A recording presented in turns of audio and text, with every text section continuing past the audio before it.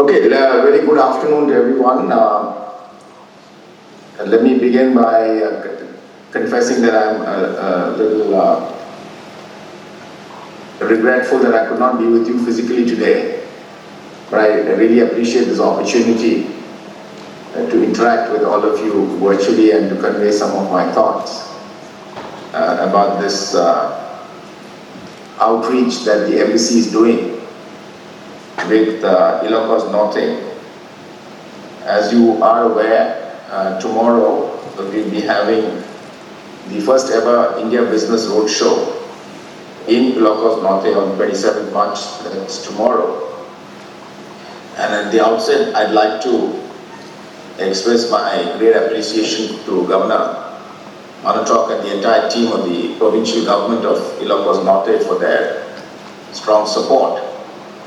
And I'd also like to warmly welcome, in addition to all the representatives of the media, also the members of the Indian Business Forum delegation and other representatives of Indian business who are joining this very important event.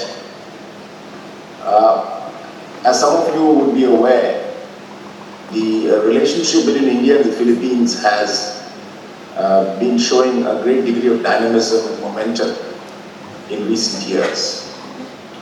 In many ways, this is not surprising because both India and the Philippines are dynamic economies with excellent growth potential and prospects. During the pandemic, of course, we had some difficult times, but the pandemic also highlighted, I think, the value of the relationship, especially in terms of the healthcare sector and pharmaceutical sector, where India emerged as one of the key suppliers, essential pharmaceutical products to the Philippines and indeed the world, which in a sense justifies India's reputation as a pharmacy of the world. But I think what is very interesting to note is that the growth potential in both our economies has begun to manifest itself again very strongly over the past year or so. And I think the businesses of both countries are beginning to look at each other with greater interest. And we in the government and in the embassy are also very keenly trying to create greater B2B interactions. One of the key issues that the India-Philippines relationship faces is the relative lack of awareness in both countries about the potential and the strengths of the other. And I think from our perspective, from the embassy's perspective, we were very keen to try and project the dynamism of the Indian economy and Indian businesses to our Filipino counterparts. And as we were doing this, we recognized and realized that there was a need to, of course, while we engaged in Manila, to also look at taking this process outside of the capital region. And I'm very delighted that we are able to set up this event in Ilocos Norte this time. We've had business events over the past year and a half in Baguio, in Cagayan de Oro, in Cebu, in Davao, and I think it is now therefore very fitting given the importance that the Ilocos Norte and the northern Luzon region has in the Philippines economy that we are having this interaction in Ilocos Norte. So this broadly is the background. India's economy is growing quite rapidly. We are now the 5th largest economy in the world. And our expectation is that over the next 3 to 5 years, India could very well be the 3rd largest economy in the world. It's a very diversified economy with great strengths, especially in the digital and IT field, in healthcare, in sectors such as agriculture, which I also recognize is an area of interest to you in Ilocos Norte. So the business delegation that has traveled there for this event represents various strands of Indian business. I think through these interactions, we have managed to not only generate a considerable amount of interest to address the awareness deficit, but also lead the businesses to identify and pursue concrete business opportunities. I do believe that this is the beginning of a process of engagement with Ilocos Norte. And once again, I'd like to conclude my opening statement by saying that it's a great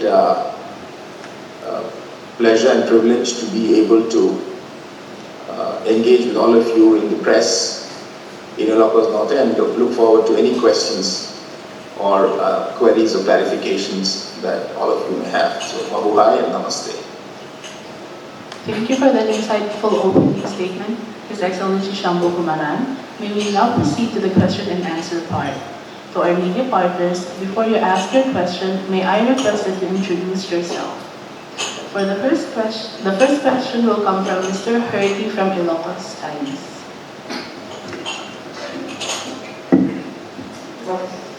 Good afternoon, Your Excellency. While waiting for you, we were having a very engaging discussion on India and pharmacy and how you supply most of the medicines the world consumes.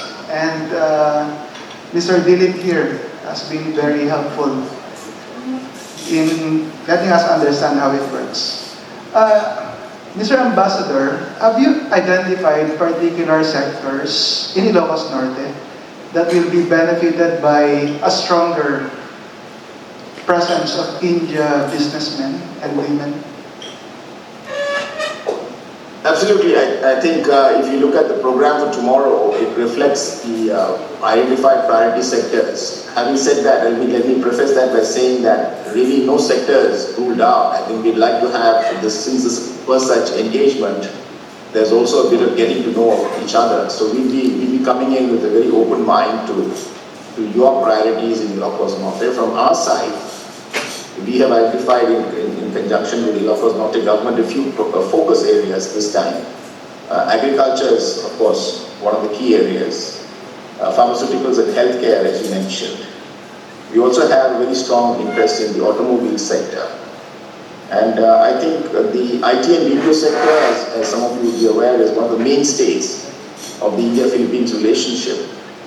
And I'm hopeful that through such interactions, one of the things about Indian IT BPM companies is their constant effort to try and move out of Manila, to look at the regions as an area of competence. And I think Ilocos Norte will also be potentially interested in growing this sector.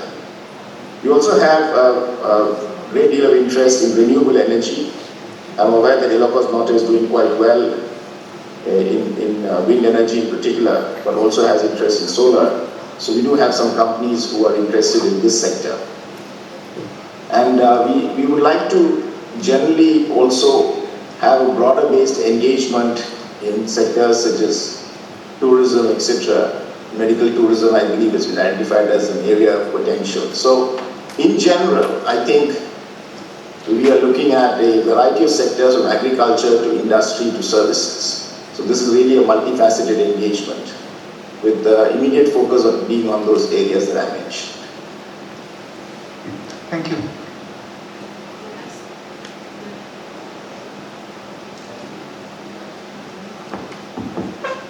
The next question will be from Mr. Rolly Jose. Thank you, and good afternoon, Your Excellency. I'm Rolando Jose of DCJC Action Radio Laoag, and our flagship station is DCRH based in Metro Manila.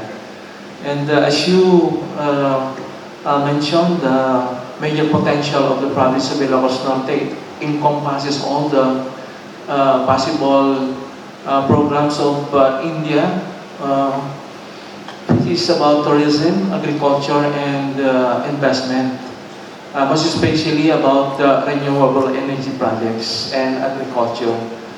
And of course, it encompasses all these programs, which is the most potential of our province, that India and the provincial government as well might come up with co-partnership in developing all this potential for our province. Are there specific programs that we could offer to the provincial government as well? Thank you. Well, I think you're touching on an interesting element. Essentially, the idea here is that we have the India Business Forum, which is an umbrella organization of Indian businesses with very strong interest in the Philippines, and many of them you've met, and you know that they actually have very strong operations already in the Philippines. But if you look at the operations, most of them, many of them have operations in southern Luzon or in the Visayas and some in Davao, and I feel that perhaps the northern region could benefit from greater engagement. So this is really in that perspective, a very positive step. From the government itself, we also do have possible opportunities in terms of training courses that are available that the Indian government runs. Just last week, we commemorated the iTech Day, which provides fully paid scholarships for Philippines government officials, which includes provincial officials. And I'd like to definitely offer this invitation to Governor Manachok and his team to consider availing of these training opportunities. These are essentially professional courses aimed at government officials, and I think the provincial government, in its efforts to increase capacity building, could look at Indian government courses as well. And I would also like to see businesses from Norte Norte looking at the opportunity of visiting India to pursue the leads that have been generated. And I'd also be encouraging, from the embassy, the companies that are part of this roadshow to consider investments in Norte Norte and in the north of Luzon. Thank you, Your Excellency. The next question will come from Mr. Joey Kiawi.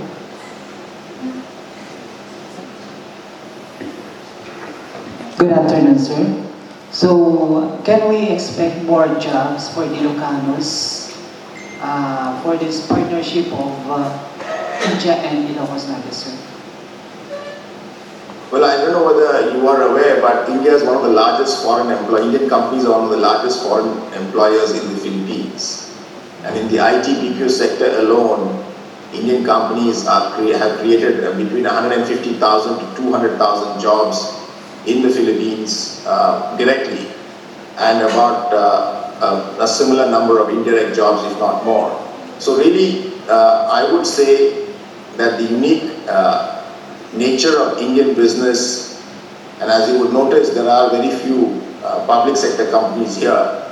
These are largely private companies. And one of the unique things, as I was saying, is that most of them have a predominantly Filipino workforce. So Indian companies, when they operate worldwide, and the Philippines is no exception, they have a priority to employ local talent. And I think this is particularly true in the BPO sector, but is true across sectors. So I'm sure that as we see companies becoming more active, this will definitely lead to generating employment opportunities for Ilocanos. Another question will be from Mr. Bernard Ver.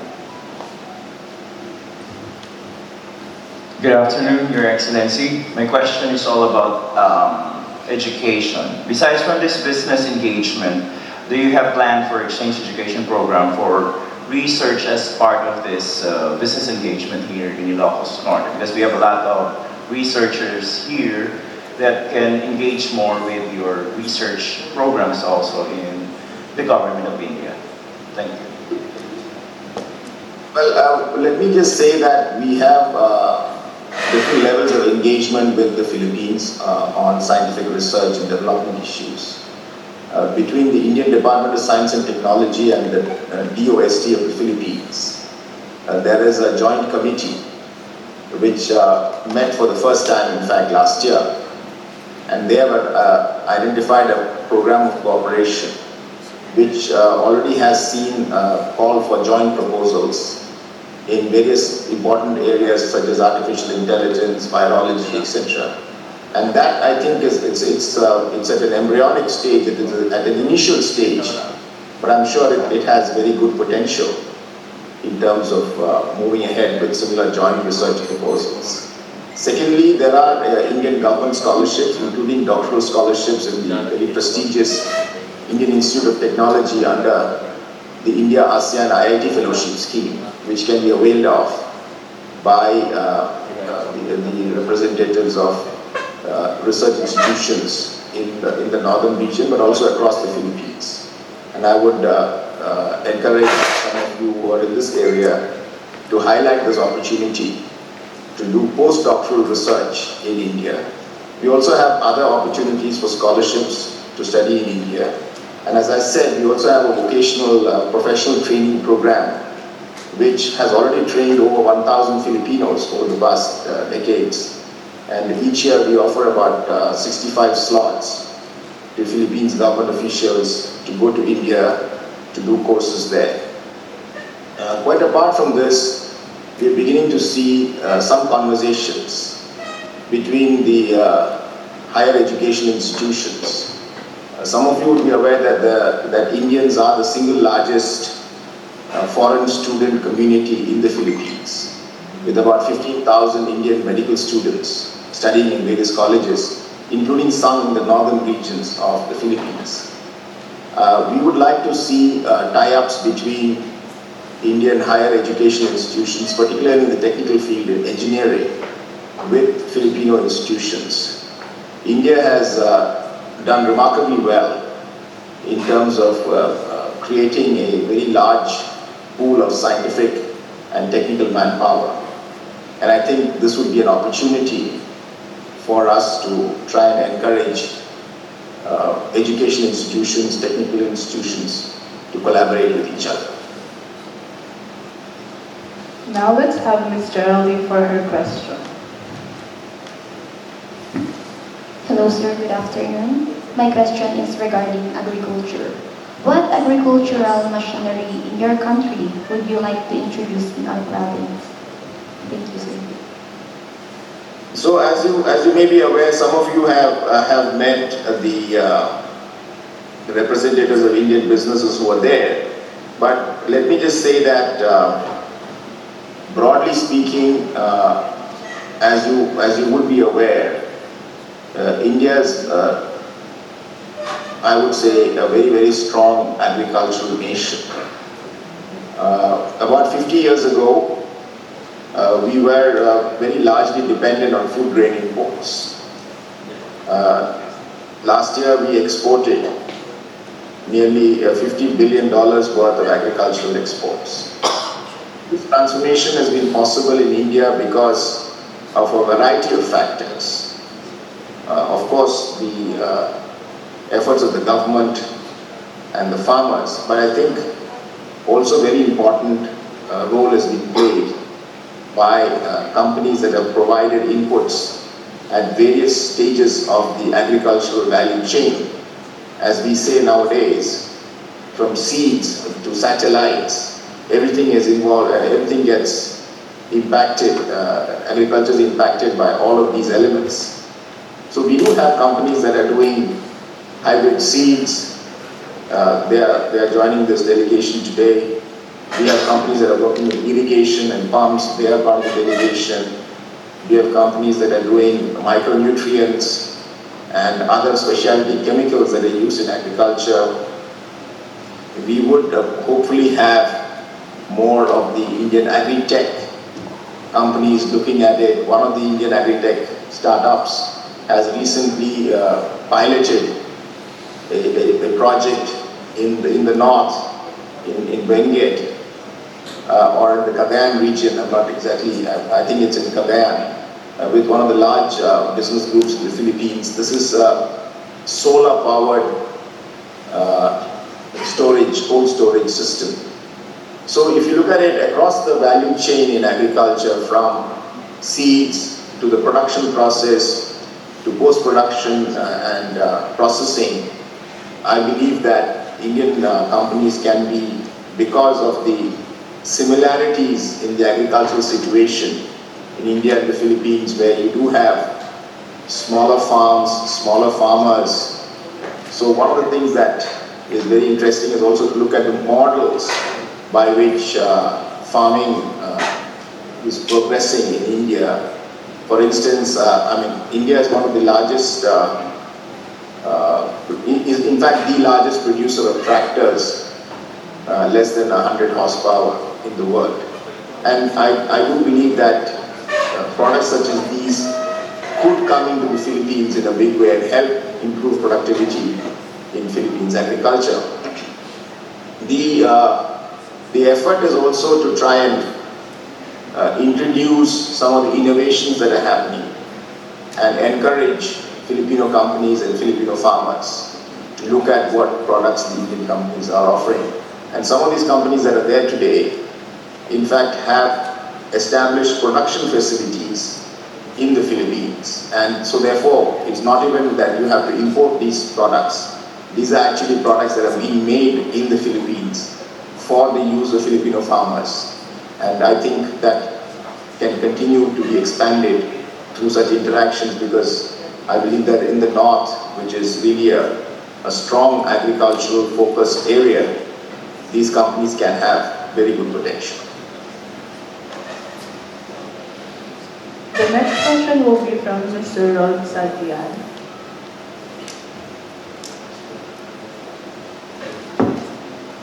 Thank you very much. Good afternoon to all of us. Good afternoon, Mr. Ambassador. Thank you very much for introducing bigger companies, bigger Indian companies here in Ilocos Norte. Because as a common businessman, the first impression of a businessman here in Ilocos Norte, and I guess entire the Philippines, is the main business of Indians is Indians are lending institutions, or what we call the 5-6 in the Philippines. So,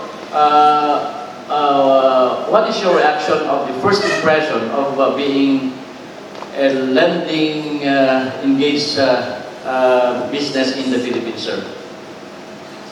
Let me answer that question in two ways. One, of course, in terms of the larger Indian economy and business, this is not an area of great focus for us. In fact, it is a peripheral area at best. But the idea here is to kind of introduce Ilocos Norte to the diversity and strengths of broader Indian business. Having said that, I think there are Indians, they're not Indian companies, but quite a few Indian nationals who are involved in the micro-lending processes in the Philippines. This is something that we feel that it adds value to Philippines society and the rural economy. It provides credit to households in particular when it's necessary. And I think that at this, during the pandemic, many of them actually also did a lot of charitable work in the societies that they were living in. So they have really become, I would say, an organic part of the Philippines landscape. But in terms of the overall business relationship that we are building with the Philippines, this is actually, I think, a slightly outdated perception of where what India is and what India-Philippines relations are about. I think we are now talking more about pharmaceuticals, we're talking about BPO, we're talking about industry, we're talking about agriculture, and we're talking about a very wide range of cooperative actions, from investment to trade and other major projects. So this is the way I would look at this. And without disowning it, I think we need to look at the bigger picture and understand the diversity and the potential in the larger picture. Please stand by for the next round of questions. For now, we'll have Mr. Kenneth for his speech.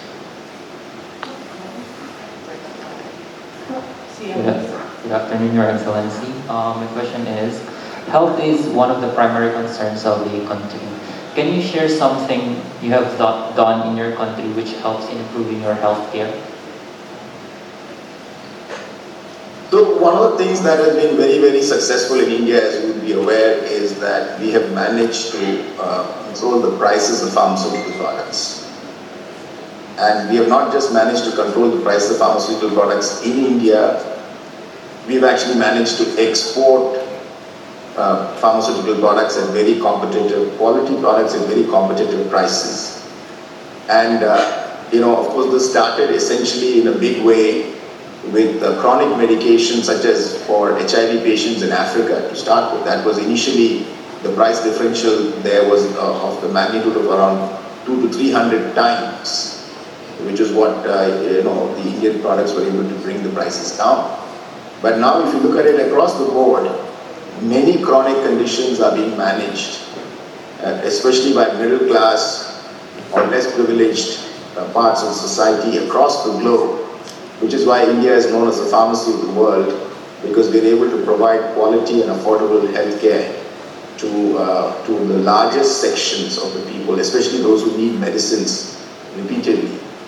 And we also have very, very strong successes in the healthcare services field and in the healthcare sector in general. I'm not sure many of you have heard of the fact that a lot of children with serious liver ailments, biliary atresia, which requires liver transplantation from Philippines, actually travel to India for treatment. In fact, one hospital alone has treated more than 100 such young children. These are mostly young children the age of between the age of 1 to 5 or 6 or 7. So they're really, really small children whose lives are threatened by this condition. And they are being taken to India because we have the quality of doctors and we have the affordability of the care to do this sort of transplants. So really the focus in India has been that we should provide quality healthcare at affordable prices to the largest sections of our population. And I think this is something that the Philippines also is looking at India as a partner to do.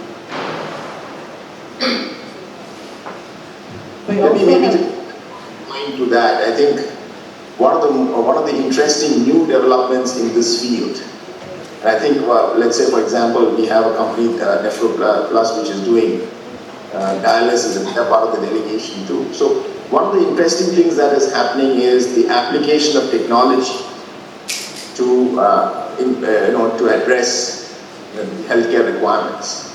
So about a month ago, we had the launch of an Indian artificial intelligence-driven diagnostic tool for breast cancer screening, which is non-invasive and extremely reliable in terms of potential breast cancer cases. And this has been introduced in the Philippines. And this is using just regular thermal scanners that you use, that you've seen in airports, etc., for passengers. And using artificial intelligence and data, they're able to, the app is able to identify the potential for somebody to have breast cancer. The other day I was reading, which hasn't come into the Philippines yet, but a young Indian startup has developed a system whereby people can be tested for tuberculosis using breathing, they breathe into a certain device and they can actually detect the potential for tuberculosis. So there's a lot of innovation happening in terms of health care technologies, what we call health tech. He in fact had done a very major conference about a year ago with this specific sector in mind, healthcare, medical devices and pharmaceuticals. So you do touch upon a very important area of competence for India. And if you ask me what's the one big lesson, I think it is trying to make it quality at affordable prices. And now the most important focus is how we can use new technologies, especially digital technologies, to enhance the healthcare process for people and to bring down prices. The last question for His Excellency, Ambassador Shambhu Kumaran, will come from Mr. Herdy. Your Excellency, before asking my main last question, I was intrigued by your mention of tourism in your introduction. How can stronger ties between Indian and Filipino entrepreneurs strengthen tourism in Ilocos Norte? So what we are trying to do, as I was mentioning, is to expand the envelope out of each other. One of the things that the Philippines government is very keen to do is to tap into India's very large outbound tourism market. Just a couple of days ago, I was in a meeting with Secretary Frasco and her team and some of the other secretaries, because you are looking at a process of simplifying the visa process for Indians and introducing electronic visas. So the idea is that as our businesses begin to get more interested in the north of the Philippines, as people begin to travel, I think you have very beautiful natural sites there. You have a lot of culture and old history. I'm sure that as the interactions grow, definitely the potential for tourism and travel and leisure will also increase.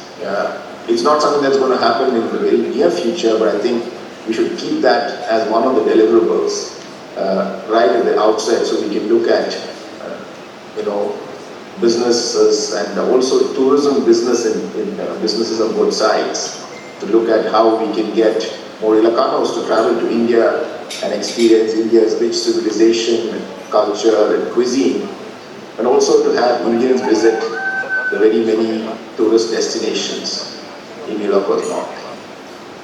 My last question, Your Excellency. Some countries, the Philippines included, and other countries which I will not mention, somehow suffer a not so favorable reputation in terms of quality.